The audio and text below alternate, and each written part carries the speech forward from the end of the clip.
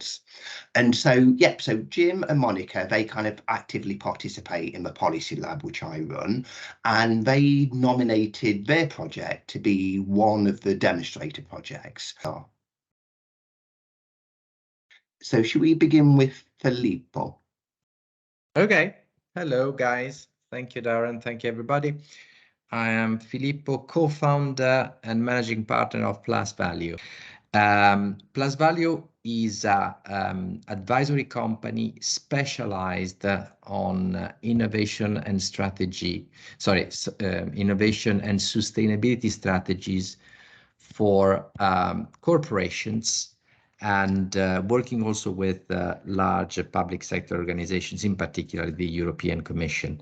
The connection with Lendlease and urban regeneration is because we applied our formula to urban regeneration first, and the most important project we have been working on for a while is mine, Milan Innovation District, a very large urban regeneration and innovation district at the same time in Milan. Yeah, so hi everyone. So I'm Jay Cutler, I'm Place and Growth Manager at Lendlease Europe, but also work within our urbanization practice, which is kind of sharing best practice globally. I sit in a sort of strange role that hasn't existed before, but looking at all sorts of kind of urban strategies, sustainability strategies, health strategies across all of our developments. Looking at urban health and the connection between climate change, urban health, and then the kind of urban realm, and how that sort of manifests in a large master plan urban regeneration scheme. Also setting up the innovation district here in East London and Stratford across the 2012 Olympic Park, which encompasses 4 different local London boroughs, but all around the mission of better urban futures, focusing on climate adaptation, health, and mobility, which is how I've met Darren and also Filippo as well. So I'm sort of a secret agent on the inside of a very large corporate developer, trying to basically get great outcomes across all of our really big city-defining projects. And so Monica and Jim, over to you guys, please. So, well, I will just sort of frame how we proposed our demonstrator project to the London Policy Group, and that was around, we're located in Michigan's Central Innovation District in Detroit, and Ford Motor Company is leading that, and it's they've put $1 billion into redeveloping the formerly abandoned Michigan Central train station. We spent 7 years developing an innovation district and placemaking concept in Pontiac, Michigan, which is 30 miles north of us. And so for more of a regional connectivity and regional transportation is a big project here. So we're dealing with challenges that the environment produces, and also dealing with, what kind of pops up and what's emergent. And recently, our recent work, we put together a collaboration around, Jim was speaking about the Joe Louis Greenway. We put together a collaboration around with the Brightmoor Makerspace, which is located in Brightmoor and not traditionally connected to the downtown area, but they're doing just amazing work and building these outdoor classrooms. And so we negotiated, and we're getting ready for a presentation to have the kids build out those outdoor classrooms along this 27-mile greenway, which is intended to connect the neighborhoods, which is something that just hasn't been done, in Detroit before. It's always been focused on regenerating the downtown, but not the neighborhoods. So connecting the neighborhoods to the downtown. And then as Jim was speaking about with, youth, they also don't really have access to a dynamic 21st century skills development curriculum. And so what does an outside, out of the school classroom curriculum look like? And we partnered with the Better Cities Film Festival, which has its annual flagship festival in Detroit. It moved from Los Angeles to Detroit recently for the last 3 years. And then, COVID hit and it got stalled, but it's kind of building itself back up to become this, locally connected film festival. And so we're weaving together, the Brightmoor Makerspace, and then kind of viewing all of these filmmakers and the submissions that they make as potential curriculum pieces for youth. Learn by doing. Yeah, learn by doing, and that kids can make their own. And we negotiated with Better Cities Film Festival to have they do like every day is a thematic film block. And the one that we hosted, we had a panel discussion. It was called the All Powerful Bike Lobby. And so we, any kind of bicycle advocates, developers throughout the city, we had on the panel discussion. And we're free bikes for kids. Yeah, free bikes for kids is getting thousands of bikes to kids in the neighborhood. Brightmoor Makerspace came in via Zoom on the big screen, and we used our mural platform to facilitate that. And then we had Mama Raven, who's doing an herbal walk and talk on the riverfront, and just weaving that together and developing that as curriculum. We're doing it in an organic way. We do more community engaged development around education, and I'll just let Jim kind of explain like how things are changing right now. Well, certainly from the broad point of Ford Motor Company and their efforts to develop autonomous vehicles and work in the EV charged world. The interesting part about that element of it is talent. And the talent attraction is directly resulting, according to your ability to create imaginative opportunities. And the Michigan Central train station is that kind of vehicle. And then adjacent to the Michigan Central train station, they have another building that they're developing, which is more going to function like we do as an open studio. And in that, the autonomous aspect of it has just recently met with some discourse in terms of its capacity to actually achieve its goal. And where we were thinking it might unfold in the immediate future along with electric vehicles, it's now been put off a decade. And you can imagine what that does to a corporation who is planning on using that as a vehicle to attract talent. And all of a sudden, the autonomous distraction is something that's been put on the back burner. So our interest has always been in the generic aspect of city development, more from the standpoint of community development and grow your own processes in terms of talent. And I think this is the wonderful crossroads that currently is evolving and starting to express itself. And I really love the fact that Jake's doing the stuff on climate change, and what we find in education is that 75% of our kids are now challenged, if not frightened, of their own future due to what we're learning about climate change. And I served as director with McMath Hallworth Solar Observatory some 15 years ago. I did that for about 15 years and worked with kids. And I can remember telling stories about we're 4 billion years in, don't worry, we got 4 billion years to go, but never thinking that it would be in a lifetime that you would be challenged with the kind of discoveries that we're making about our planet and impact we've had on it.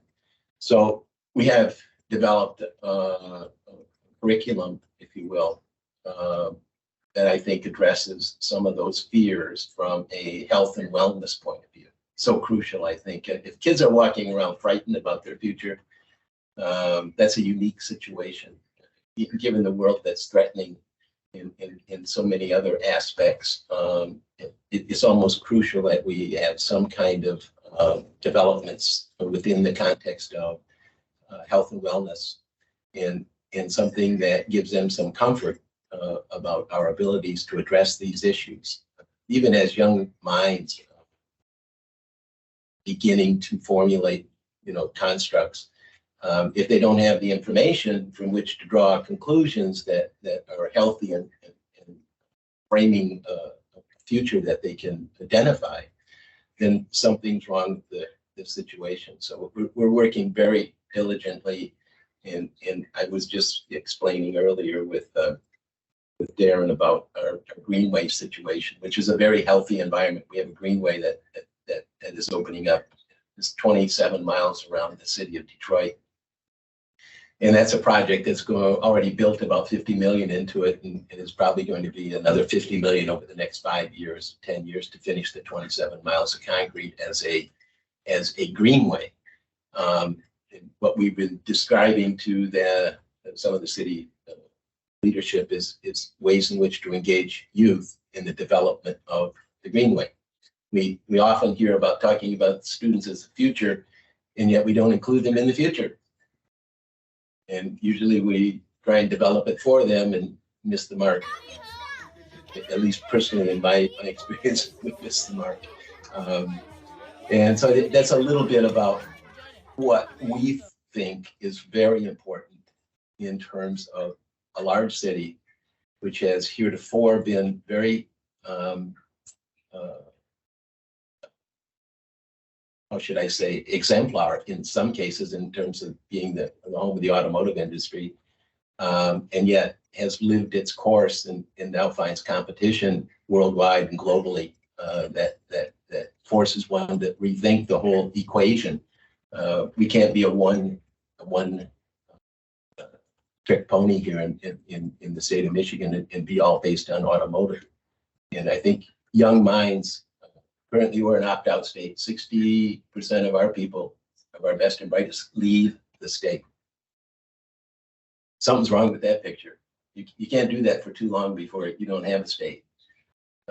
So we're thinking that Detroit could be that kind of generator of enthusiasm and excitement that is, something that youth are able to construct and work within the context that serves them and serves their moment in this moment and serves, I think, grow your own better than how do we attract talent, grow your own talent.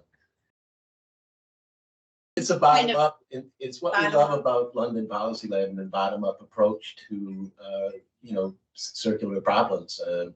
And in that, this is a test bed, much like Milan or much like London, in terms of the large projects that you're doing. This is a large city and it's a large project that's taking place here. No, I had something around this theme. So I'd like also to understand if we are talking about philanthropic funding, or that what kind of investments is made, or the nature of money. And to be very brutal, whoever is investing, what does that investor expect coming out of this initiative? Because in our experience, is money on money or money to fix problems. Rarely there is a very genuine investment in the community for its own sake. And for long-term engagement and success of such initiatives, understanding the interests at stake, especially the interest of whoever is putting the money in, is always crucial. Okay. I'm the skeptical European. To both of those questions. So Bill Ford had an idea in that he recognized by driving by the Michigan Central Station, which had become a rune porn star in the civic or the social sector, if you will. And it came to him that perhaps Ford Motor Company would make an investment in the Michigan Central Station as a sales proposition and restoration project. But then he had what I considered to be an incredible, great thought, and that was that they don't know the answer to the future. This was Bill Ford's statement, and I find him an iconoclast because he is a carbon producer, but he's an environmentalist. And one goes, And so Bill thinks that he would discover the next great thing by offering the Michigan Central Station and the Book Depository Building as an open lab for talent and imagination and creativity to arrive, and that he would bump into the next great thing. And I think this is quite a risky proposition, but this is how all innovation evolves, and he will bump into it on the bottom floor of the Michigan Central train station. I think that's just an incredible, for a CEO to say we don't know the answer to the future is quite an issue. And then again, to invest $1 billion, make $1 billion investment and still not know the answer, but have the courage to think that it might show up, I think is pretty interesting. And in the city of Detroit, very interesting.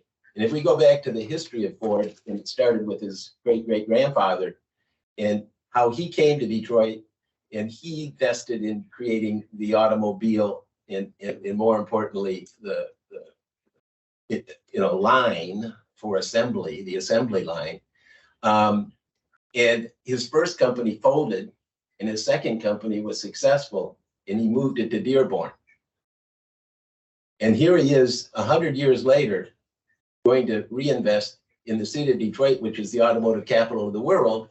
And he's going to develop the opportunity from something that is brought together by enthusiasm, imagination, and creativity. That's got success written all over it if one imagines that talent is drawn to that kind of challenge. Do you have a follow-up question, Jake, before we move on to the money question? I guess just the second part of my question was, so obviously Ford is making a development or making an investment around the regeneration of this sort of campus, making a campus. But then in relationship to your organization or your role within this regeneration, is Ford has hired you directly as kind of expertise? Ford has not. I have worked with Ford in the past at the executive vice president level of both engineering and design. In fact, so many decades ago, I hate to even make reference to it, but we did Studio of the Future kind of things with the automotive design community across all of automotive back in the 90s. And what I'm pointing that out for is, things become cyclical rather. And in that moment, we're currently looking at how are we going to reinvent the automotive industry. All of Michigan Avenue, all the way from Detroit to Dearborn, is going to be the test bed for how we use technology to reinvent the pedestrian interface and automotive interface in a 21st century outcome. And so they're going to use 20 miles, and they've gotten $50 million of investment from the United States more recently to do 2 miles, which will run right off of in front of from Detroit 2 miles out to past Second Avenue and so forth. And already that's been impacted because autonomous vehicles now are not going to be the circular focus. And there's an organization called CAVNU, which has made quite an investment in this as well, based on the possibilities that represents for new ways of creating mass transit, and not just automotive, but mass transit in terms of if it weren't maybe subways or were maybe bike lanes or were whatever that mixture that one would find oneself in when we look at the various ways in which cities have to deal with things like working from home and learning from home, or looking and so forth and so on. This is a really rich mixture of things that are evolving, that one has to take a decent look at and recognize some of the things we can maybe understand and some of the things we're yet to discover. So I think that the commonality of that purpose is generating a lot of enthusiasm and excitement based on, technology and automotive. But there's a whole world beyond that I'm as interested, if not more interested in. And I have a history in the automotive industry, but I'm more interested in the community side of this equation. I'm more interested in learning from anywhere in this equation. I'm more interested in youth that are going to have to deal with the world we're describing or discovering, and that they have a role in its discovery.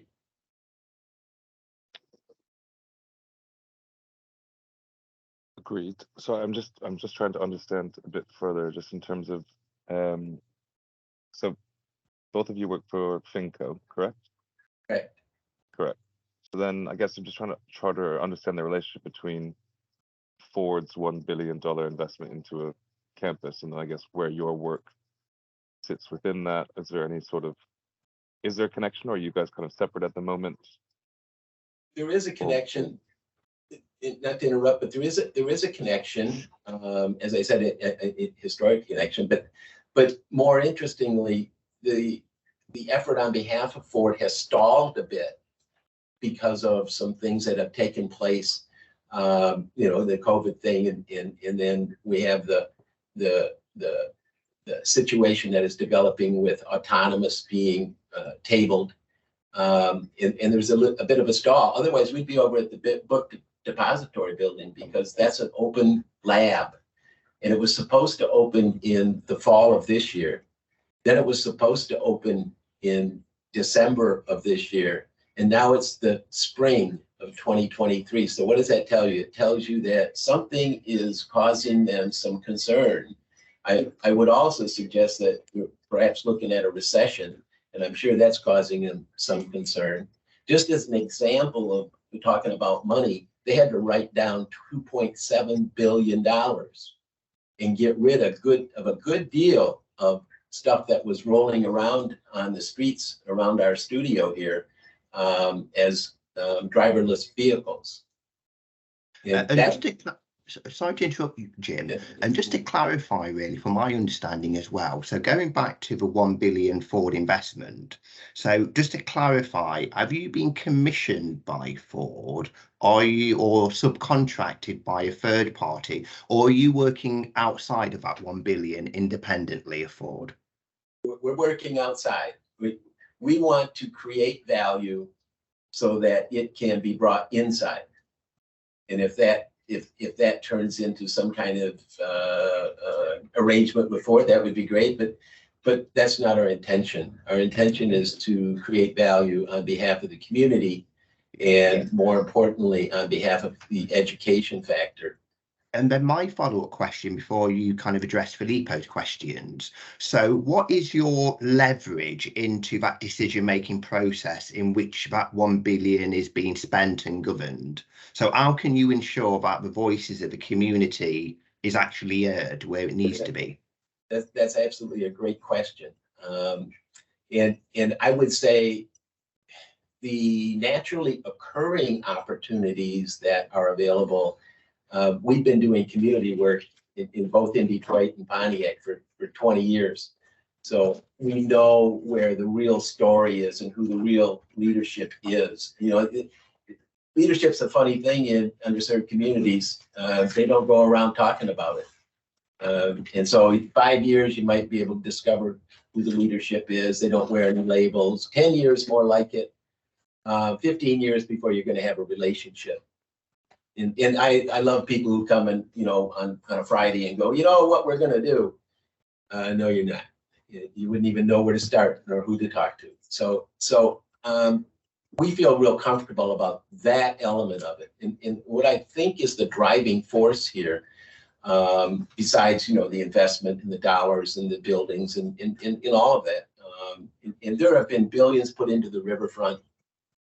There have been billions put into downtown Detroit in hotels and in commercial buildings and Little Caesars and just, you know, arenas and Ford Field and the Lions and I mean, a lot of money, and yet the outcome of that, zero.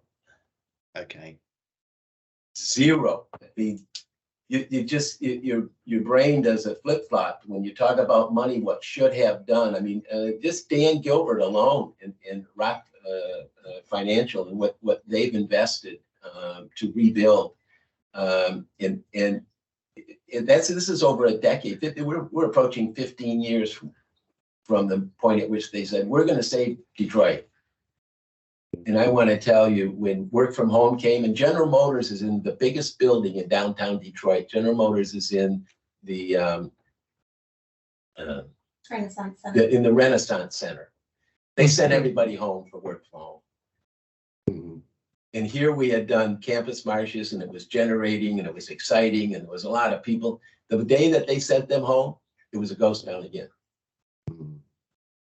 So you want to talk about momentum and money, and it's going to be the solution. It's a little deeper than that, a little deeper, a little richer than that. If we're not advocating in on behalf of our community, then we don't understand. Events are really great, except to measure a city by what happens when there's no events. Yeah. It's really that. So I mean, if you're bumping on the sidewalk, and excuse me, and I'm sorry, and and so forth and so on, you got a thriving city. If you got to have an event to be a thriving city, you're not a thriving city, because the next day there's nobody there. No, so when General Motors sent their people home, they said, that's like 7,000 people.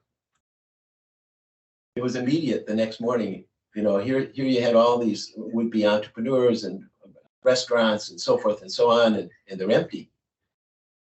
Even in the building, in the Rensen is huge. I mean, that's 3 towers of pretty extensive office space. And so there's hundreds of restaurants in the Rensen. Yeah. Not anymore. So who's running the kind of innovation district initiative? I suppose I'm just reading an article here from the Detroit Press around Google was a preferred, well, one of big. Google was brought in as a preferred cloud computing services, and there's their founding member. There's 126 million in programs, and then maybe I guess how is your organization funded? And maybe that's going into Filippo's question. Yeah, we're personally funded from a day-to-day point of view. So one other thing to Jake's question, and it's so important, okay, is the central focus of innovation districts is community. It is not we're going to create a capacity, but rather we're going to create an opportunity. And there's a difference between one of being in a position to be creative or be a creator, and one of investment for infrastructure, or investment for talent, or investment for the kind of efforting that's necessary to bring something new into being. But it's the bringing the new into being that has value. And that's a really hard proposition. First of all, there has to be something that's worth bringing into being. Secondly, it has to meet at a time and place that is open and capable of facilitating bringing into being. I mean, we recognize failures all the time of many dollars, and I'll just point out more recently Twitter. Okay, okay, it's all about the money. Well, turns out it's not all about the money. Yes. And Jim, if I may just jump over to Filippo for a moment. Again, Filippo, I don't know if you want to reframe your money question, but in terms of bringing a space into being, that really makes me think of Mind in Milan, where you guys were basically, you inherited a desolate kind of industrial wasteland, really, wasn't it? Do you have any kind of reflections? What bridge? Yeah, I would comment on how you anchor the social environmental dimension into a large urban regeneration project like Mind. By the way, it's not a post-industrial, it's more, it was the site of Expo 2015, so it was just, it looked more like the scene of a Western film after everybody has been killed. Said so, he had a legacy, a very important legacy, because of the relevance of the event for Italy in front of the rest of the world. And so there are some anchor points I would define, at least I would highlight. Number one, it's in the contract between the public authority owning the land and the private developer, which won public tender and got the concession contract to develop half of the 1 million square meters. So in the contract between the two entities, you have the commitment. It's a generic commitment, but it's a commitment to generate impact value. No many details, but you have a formal commitment against which both parties has to somehow come back with some results, including how they measure those. That's a first anchor.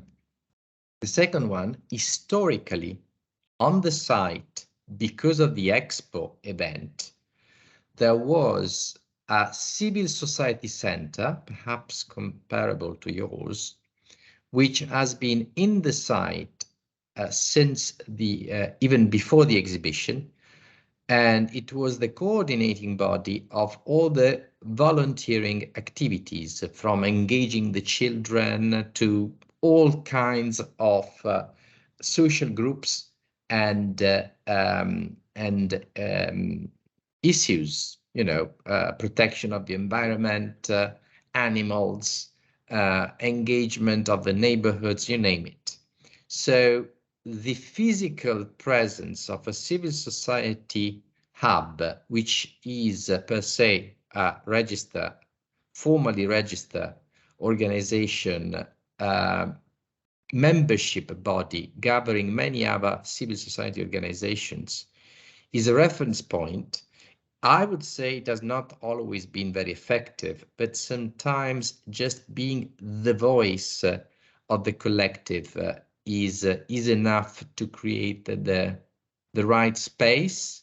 And over the time, investing in such organization, you develop the local capacity to be proactive and settle issues. For instance, they launched years ago a educational program about urban regeneration, innovation districts, and something I would summarize how to picture the city of the future from the point of view of children. You know, it started very small and now it's an extremely popular program. Naturally, these kind of organizations need investments in order to build capacity. Then I would mention two more things. Number one, three probably. Lendlease, Jake can present this much better than me, but Lendlease have commitments about corporate commitments, about value generation at the environmental and social dimensions. In particular, the very interesting one for a project like this one is a net zero commitment by 2025, so 5 years before Paris Agreement. This is somehow kicked off a process to identifying carbon zero solutions in the entire value chain of the site, from recycling the soil to the use of sustainable materials. As I said, Jake can present this much better than me. But my point is having such commitments from the developers as a systemic impact in the entire project. It would be even better if they had such commitments on the investor side, because you have a developer, but also you have capital, and capital normally comes from institutional investors, multi-billion worth pension funds. For instance, this connection in this case is not, let's put it, so strong, but it could be certainly, it's another leverage. For 2 more points and then I close. Then you have, oh, I forgot that. What was it? Don't remember anymore. Dedicated, sorry, I'm old, clearly.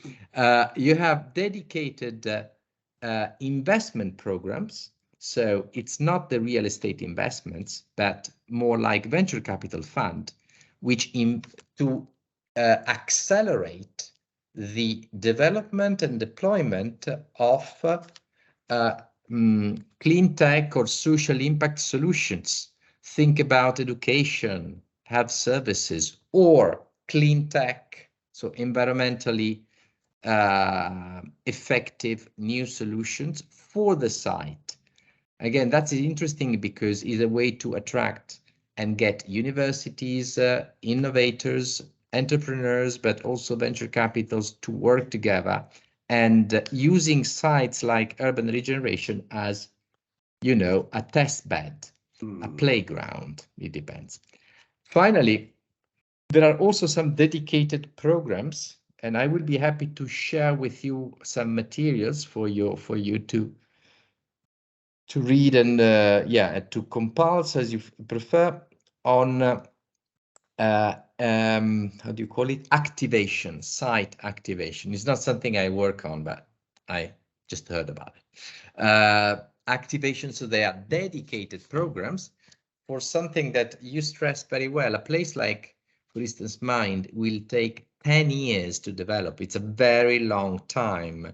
And so you cannot leave that site just an empty space, but you can design dedicated activities that will animate, attract people and generate value also in terms of economic and financial value. If I can just ask you one brief question, Filippo, in terms of Mind as a space, it wasn't a residential space, so there wasn't neighbourhoods, there wasn't family homes there. So what has been the challenge in creating a community? So the community, if you want, is right outside Mind, the neighbours, in the neighbours. And some of those communities are a bit rough. And on the other hand, Mind is an innovation district, so it's something in between as an urban site, but dedicated to research and science, with a mix of public institutions and big corporations. The famous one is AstraZeneca, because the specialization is life science. Relocating in that site because they want to do research or exploit research, working with research centers and universities. So it's a very specific community. If you want, is also a community highly educated, so open to innovation, trained to communicate, to collaborate. I wouldn't take a project like Mind as something replicable. There are aspects which are replicable, as the ones I mentioned before. This research and innovation dimension is very specific to Innovation District, and takes a lot of time and takes a lot of money to develop. Yeah, because it sounds like you're importing talent, not nurturing talent, which is Monica and Jim's kind of key objective. Jake, does that, in relation to Stratford and the work you're doing in Stratford, as well as Mind, do you see any parallels or any insights for Monica and Jim? in Stratford, so Shift is the name of the innovation district here, and actually Ford actually has a mobility lab on campus here. But I think my one main comment that, you know, I've been working with the 7 founding partners for almost 2.5 years now, and scaling this from an idea to you know, legal contracts and actually getting it launched, is the power of sort of a really clear articulated mission, and what that mission is and how you sort of rally around that. So, you know, why is Google joining Ford there? But then also why would a local community member want to join? You know, what do they get out of it? What is the mission that they're there to kind of help solve or help work on? Or, you know, where is the in routes into their ability to participate? But I found that, you know, a really, really strong mission, ours is sort of around, you know, within the context of health inequities, climate change, etc., that, you know, we're here to kind of create better urban futures, because we have we're slightly different from Mind, where Mind's probably a bit ahead of us on the innovation district front, and the innovation network that's being created, whereas we're probably a bit ahead in terms of physical infrastructure already being here and being delivered. You know, we've got universities already open, we've got 5,000 residents, we're in zone 2 of London. You know, it's kind of already a piece of city and urban part of the fabric. We're not kind of trying to create that, but within that, sort of getting academic partners, private sector partners, tech partners, and the government to agree on something is really challenging. And that's where the power of the kind of mission-oriented innovation helps people kind of put a different hat on outside their organization to come together around and kind of rally around a shared mission, as opposed to not having that and kind of everyone going, well, what do I get out of this? So it's sort of having a kind of macro level vision and mission that allows different people from different organizations with different KPIs, etc., to kind of join.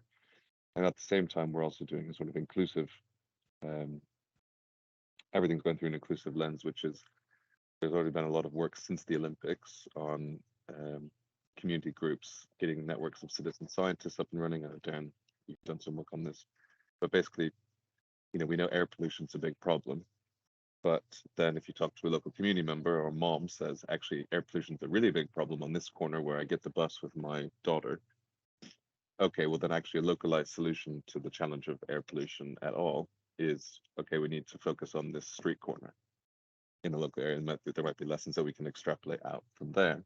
But again, how are we having kind of big macro level mission and challenges informed by local experiences, sort of that innovation sort of meets in the middle, where big businesses can still participate in the solutions of those kind of local challenges in a way. So just, I think the power of mission, and there's a whole economist who writes about this, Mariana Mazzucato, Italian, but she works at UCL. We're big fans of hers.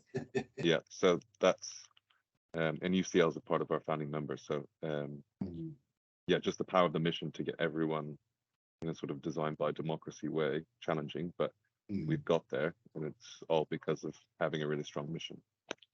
Yeah. Jake, may I challenge you on that? That's a trilogy. That's It just one comment, guys. I agree with Jake until the democratic side of the mission, because Mind is exactly the opposite. It's very top down.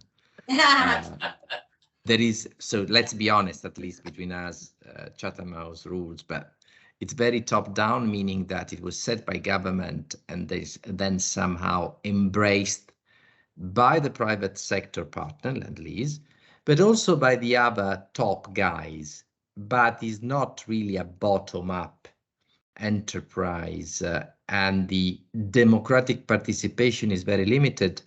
For the reason that I hinted before, it's a matter of capacity. To be able to shape the mission of those very large organizations, you need muscles. And you know, big organizations, that's not a problem of public and private. It's really a matter of size and capacity, and how you say, boots on the land. And I've seen how civil society organizations struggle to keep up with the large one, which are not per se great, effective, organized, nothing at all. They just have capacity that the others don't. I get that. Well, Do you want to show the mirror? yeah, show the deal. Just real quick before we end this, and just to show this mural, this is the way that we work, and thinking about that bottom up. This is Jim hinted at his background with digital and working with the auto industry. And so this is a design process that's sort of been beta tested and iterated over time, and thinking about missions and thinking about, we use the simple vision and game plan process to facilitate, and those outdoor classrooms will all be digitally connected, and getting the kids' insight connected to these larger projects. That's sort of more of our, so we do have that bottom up. We are bottom up, but we're working in a Top-down fashion. We're acting on the situation, knowing that our ecosystem is top down. But in our case, it's actually top down and failing. So Yeah. we don't have much faith in the way that capital and all of that is. But yeah, we want everyone to succeed. We're not trying to displace or anything. We just want to connect that design thinking and bottom up insight to those investments, which has not yet really been done in a dynamic fashion. So the slowdown that they're experiencing is opening up these opportunities because they're not doing anything. They're distracted right now. They're trying to figure it out. So there's all kinds of opportunities to fill holes right now because it's in a status mode as opposed to moving forward. I would potentially recommend, I'm sure you probably have done this already, but if not, trying to find out who, I don't know, the spokesperson or face of the innovation district is, either that works at Ford or Google or somewhere else. Yeah. And then if we didn't communicate, we are in communications, like we're people like working Roshni showed toward our leadership. Yeah, and we also were, while in Pontiac, the emptiness, we still were able to make Pontiac one of the first pilot cities of the National Street Service, which was funded by Ford Mobility. Let me address one of Jake's other questions. Google came here because of software and Ford's need for such. So however they're working that strategically is unknown to anyone. But I would say that when they came, they weren't thinking that autonomous was going to perhaps get sidebarred or sidelined. And so I don't know exactly, what that may do to the current relationship. And they've been here but a couple of years. And for the most part, it's been pretty silent. And I'm sure they were waiting for this book depository to open, as well as everybody else who is on that creative side of the equation, whether it's from a technological point of view or from an imaginative, innovative point of view. But they're always going to have a role. I just think maybe it's a bit less. The whole vision was about we're going to be driving around living rooms. And of course, that no longer saner minds. Yeah, I think it's just in terms, maybe to Filippo's point around capacity. Obviously, if you guys are much more connected and on the ground, there could be obviously a better relationship or service you could be providing to a Ford who is not specialized in community engagement, social wealth creation, social opportunity creation, etc. And you could say, hey, some of the leading innovation districts are working on this. Don't launch an innovation district next year without some sort of robust campaign around how you're actually going to be bringing non-Ford and non-Google people into this. Otherwise, you're just going to create a sort of Silicon Valley in Detroit. which obviously they don't want to do that. So I'm really sorry, everyone. I'm going to have to. I've got a meeting at 4:30. Yes. Drop off. Great Yeah, point. no Yeah, problem. great points. Thank you for Absolutely. great Thank you, points. Jake, for all joining us. sharing. Yeah, of course. Yeah. Good to meet you guys, and good luck. It'll be sounds very exciting. I Good to appreciate meet it. you. Thank you so much. Goodbye. Okay. Guys, Yeah. I have to We'll go as wrap this. well. Everyone. But as I said, I will share some materials, including Harvard Business Review is producing a report, is publishing a report that, an article on the impact report that Plus Value produce on Mind together with the Polytechnic University of Milan. So I will share all these materials with Darren, and then he will share with everybody, and happy then to point you in the various directions that might be useful, especially people who are working on the community engagement side. I'm really interested in your educational pieces. I mean, Yeah. Those are crucial. That's Darren, fair. if you coordinate and write me an email, I can put you in touch with Ilaria, who is the person who designed and coordinates the program, and she will be delighted to exchange on that. By the way, I think Ilaria is in the States in a couple of weeks, so you never know, she might stop by. I don't know That would be about awesome. her journey, but Okay, thank you, Filippo, and I'll definitely share the email later on. yeah.